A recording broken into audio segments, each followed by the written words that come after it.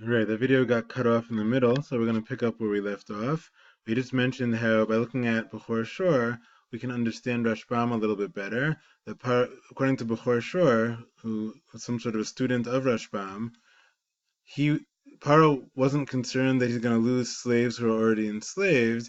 He was concerned that he's going to lose potential slaves. He's viewing Bnei Israel as ru'uyin lehishtabed. These people could be enslaved, and we may need that at some point. So even though right now we don't urgently need slave labor, we nevertheless are going to try and enslave these people now so that hopefully they won't reproduce, they won't become big enough and strong enough to leave, and therefore they'll be stuck here for whenever we do need slave labor. This now brings us to Ramban, the final approach we discussed. Ramban begins by citing Rashi over here, V'lamin ha'aretz al korchenu, Rabotenu darshu, etc. And it says, the Shon Rabbeinu Shlomo, those are the words of Rashi, but he has some concerns about that, and so he himself says, Yitachen lefaresh, is possible to explain as follows. That Paro was concerned they'll join our enemy in war, lishlol shlav lavuz baz. Shlal and baz both refer to plunder, spoils of war. So Paro is not concerned per se that the Bnei Israel are going to leave Egypt. If they would just leave calmly and peacefully, he'd be happy to get rid of them because he doesn't like them. He thinks there are too many of them in Egypt. His concern is that in a time of war, they're not going to be loyal Egyptians, and so they'll side with the enemy, they'll take all the Egyptians' valuables, take that with them, and leave with those valuables, and that'll be a huge blow to the Egyptians' property, the Egyptians' economy. And that's why Paro is so concerned.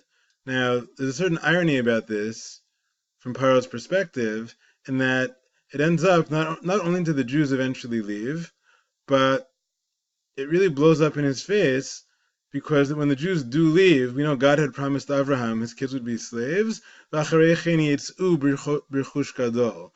they finally leave, they're going to leave with lots of possessions. And lo and behold, if we sneak ahead, we get a little sneak preview here of what happens in Perek Yud Bet, when Bnei Israel actually leave.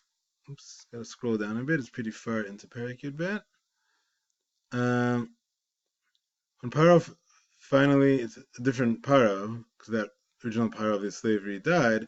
When Paro finally kicks them out, he's so desperate to see them go, he tells them, Gam tzonchem, gam bekarchem k'chu. Take everything, take your sheep, take your cattle. Now that's talking about presumably Bnei Israel's possessions. On top of that, we're told, Bnei Israel suki dvar Moshe, vayishalu mitzrayim klei chesef v'klei zahav u'smalot. They asked for the Egyptians to give them silver and gold and clothing.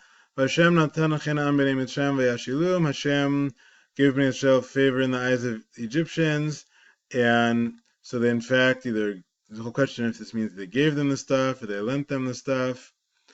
We'll see over here how they translated in this translation. Vayinatzlu et Mitzrayim. In this old translation, they despoiled the Egyptians, right? They took all these spoils from Egypt. So lo and behold, not only did Bnei Israel end up leaving, which seems to concern Paro, they end up leaving, taking all the Egyptians' possessions, which is exactly Paro's fear initially. So here, if Paro left them alone, they wouldn't have had any reason to want to plunder Egypt on their way out.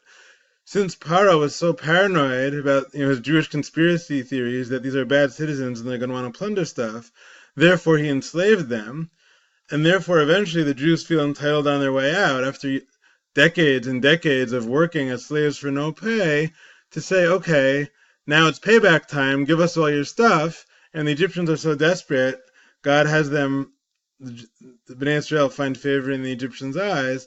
And so lo and behold, exactly what the original Paro feared ends up happening, that the Jews basically clean out Egypt and take all the Egyptians' possessions on their way out.